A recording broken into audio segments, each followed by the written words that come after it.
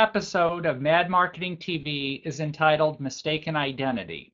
We're bringing back Adele Revella of the Buyer Persona Institute, who's going to talk about mistakes that threaten your buyer persona initiative.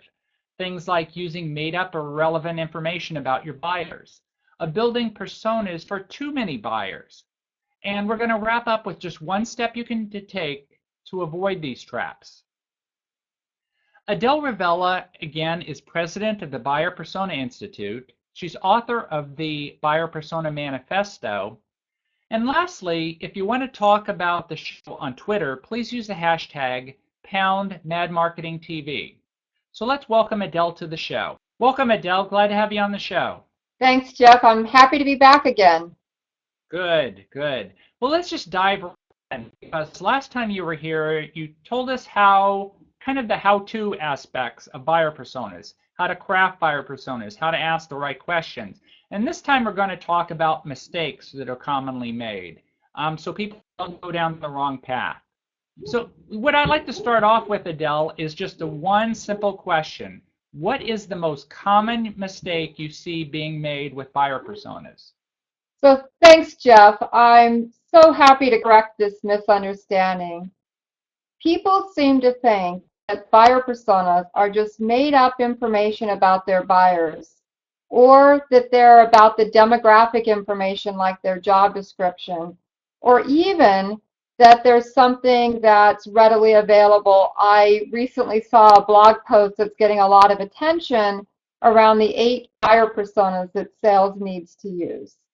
So all of these are fundamentally incorrect about buyer personas and causing a lot of misleading behavior, because the core value of a buyer persona is that it gives us insight into something important to the buyer that relates to our product, service, or solution and the decision that buyer's making about that product, service, or solution.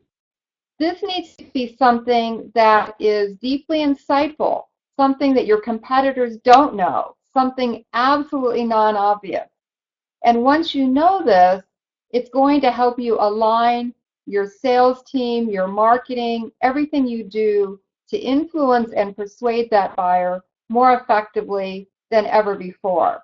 So by definition, this is something that you would never ever publish on a website, never see available. It's something that you need to build yourself. Here's an example. Let me bring up a slide here to show you what I received from a tech company a while back about their buyer persona. Now, this isn't the exact information I received. I had to sort of sanitize it to protect their confidentiality. But these are the 6 categories of information I'm seeing again and again from people who think they created buyer personas. And the funny thing is, I got this because this particular marketer said she didn't know how to use this information.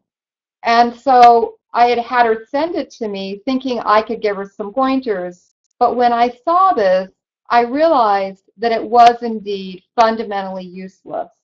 You might think that the sources of information aspect of this persona would be helpful, but the list is too long and not tied to a step in the buying process, which we talked about in last week's episode.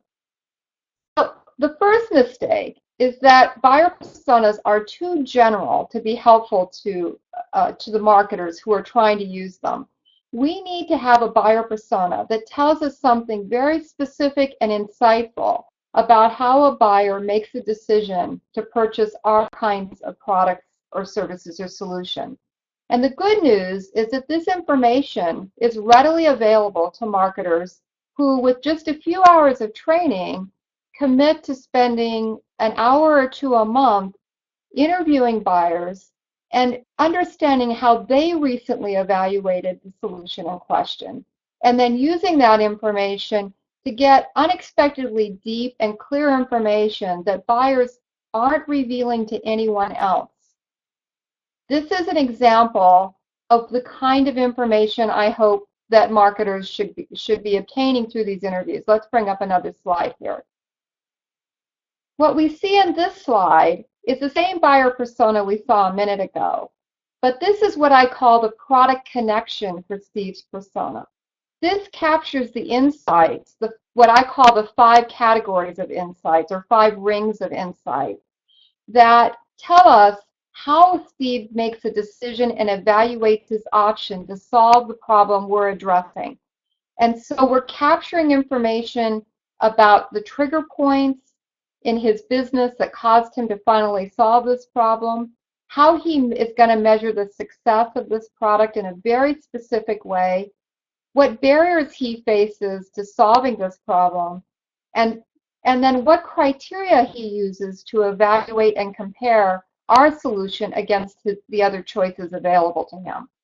Finally, it talks about his buying process, or what a lot of people are calling the buyer journey, and explains who all is involved in that decision process and the resources that the buyer relies on at each step in this process.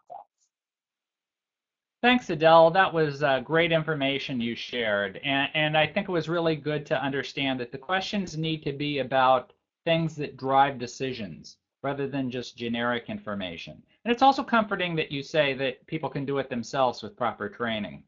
So what I'd like to say from there is, you're obviously an expert in buyer personas, and people look at you and say, wow, I wish I knew what Adele knew.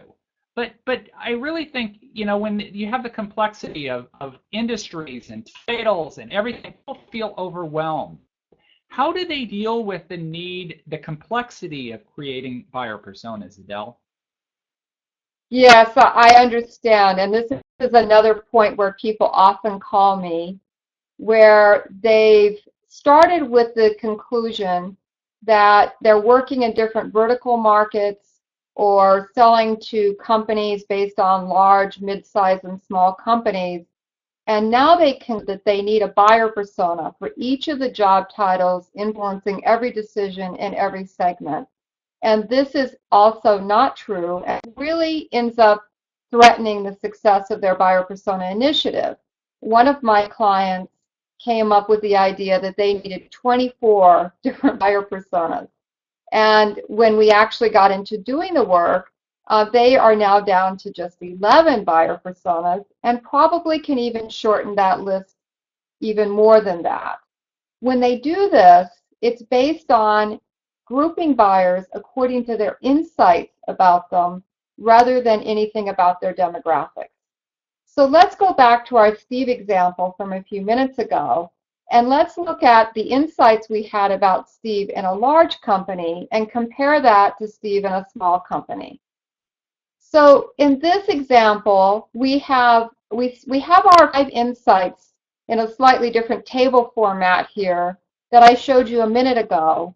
And what we see laid side by side is that Steve's 2 of those insights, the ones I've depicted in red around Steve's priority initiative and his barriers to buying from us, are nearly the same in both segments.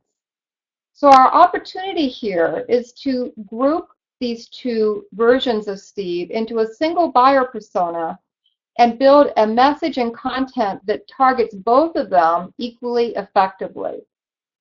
I've seen this same result when companies look at Steve in different industries and other versions of market segmentation that they have traditionally, allowing them to have far fewer personas and sometimes even group people with very different job titles where the insights are so similar would be ineffective and a waste of budget to market to people in different ways.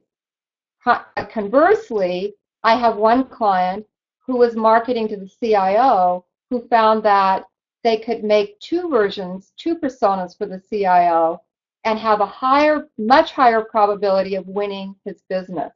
So the story here, the mistake is not to equate a buyer persona with a job title, but rather to equate with a group of insights that allow us to market to them more effectively.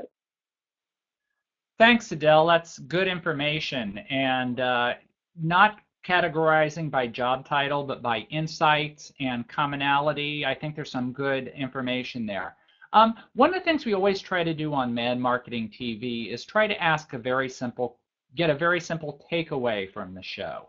So what I would say to you is if you were sitting down with the chief marketing officer, let's say, and he said, Adele, what is the one thing I should be aware of about buyer personas? What's the single most important thing for me to know? How would you answer that question?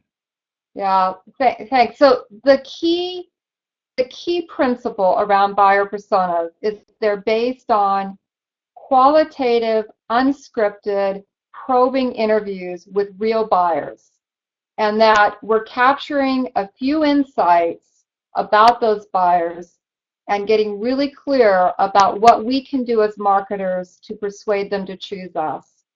This is all about conducting good interviews, and it's something that every marketer can learn how to do. Well, that's I think comforting for everyone we have on here, the fact that anyone can learn how to do it. So the obvious question would be, Adele, is where can I get the information I need to learn more about buyer personas? So I obviously have a website. The good news about my site is that there's a lot of information there that's available without registration and absolutely free. I especially recommend that people download my ebook, the Buyer Persona Manifesto, and there's also a blog and templates, all of which have a lot of information that marketers can use to get started right away with these important principles of interviewing buyers and capturing really factual, relevant information. Thanks, Adele, and thanks for being back on the show and sharing some more great information. You'll be able to get that information on the sites that Adele showed, as well as on our landing page, MadMarketing.tv. Lastly, I want to tell you about next week's show. The godfather of content marketing, Joe Pulizzi, will be here with us. He is the founder of the Content Marketing Institute. He is the author of Get Content, Get Customers, and he has a new book out he did with Robert Rose called Managing Content Marketing. So we hope to see you on the show next week with the godfather of content marketing. Thank you and have a great day.